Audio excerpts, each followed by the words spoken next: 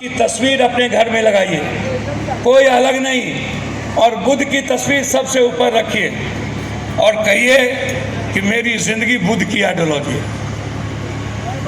हम भगवान के विरोध में नहीं हैं।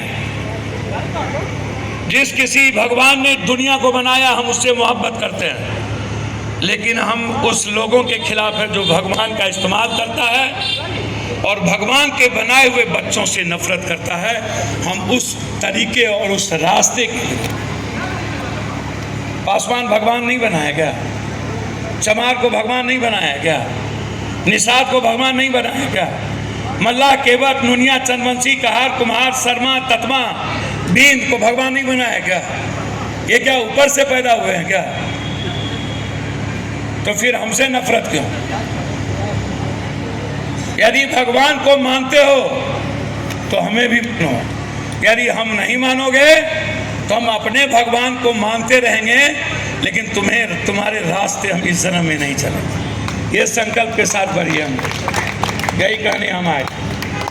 लेकिन कल भोरे फिर कोई आया, 500 टका दिया, इधर कह रहे हैं जय जय जय जय जय भीम, और उधर कहिएगा जय श्री राम, राम राम जपियो रे सब माल हरपियो रे। हम कह रहे हैं राम राम जपियो रे सब माल बांटियो रे।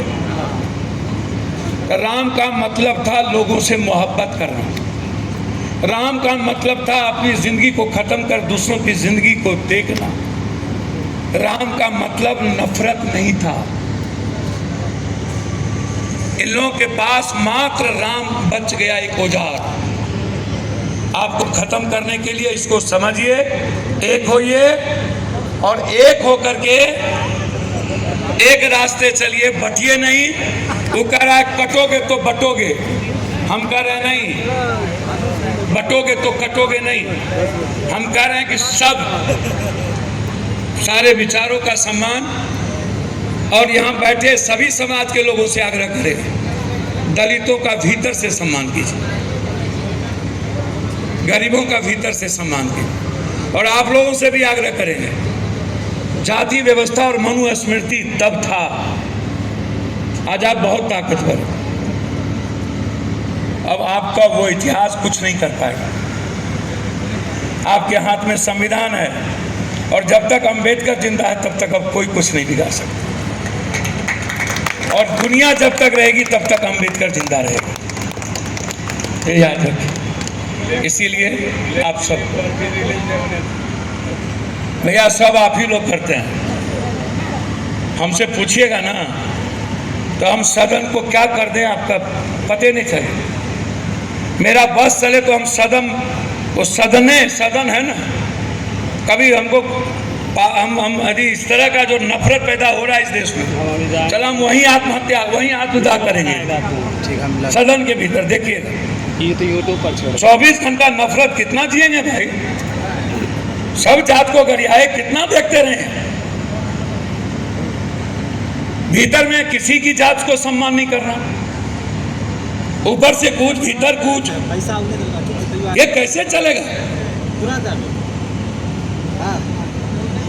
मुसलमान के घर में किसी का चचा जी शादी हो जाए, आईएएस हो, तब पप्पू यादव से पूछे कि कब शादी कर लो बेटी के, आईएएस है, मुसलमान को ढक लेगा।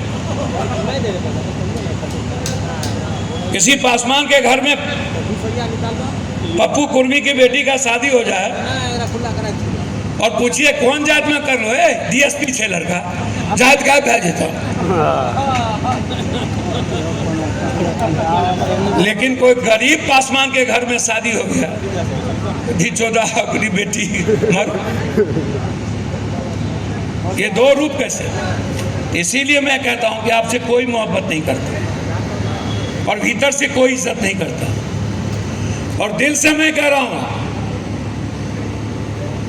कि मैं आपको अपने खून से ज्यादा वर्ष से मोहब्बत करता हूं।